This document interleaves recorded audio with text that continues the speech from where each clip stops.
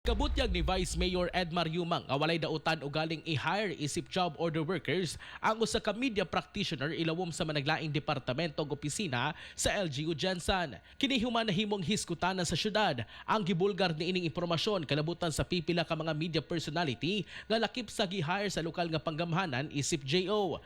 Kahinumduman nga gikuha sa Commission on Audit ang atensyon sa LGU Jensen bahin sa undocumented employees nga nadiskubrehan sa 2024 audit report sa maong buhatan.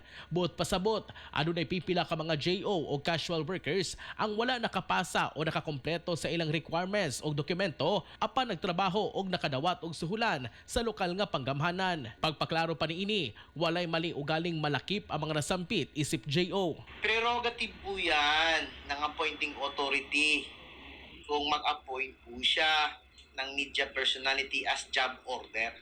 Pwede nga mag-appoint si Yumang ng asawa niya as job order. Pwede nga si Ma'am Lolly Pacquiao mag-appoint ng kanyang kapatid as job order and casual employees.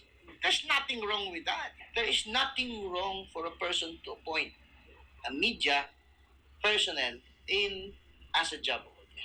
That is prerogative. That's clear. Dapat malawak ang pag-iisip. I-verify muna nila. Hanapin ang katotohanan bago sila magsalita.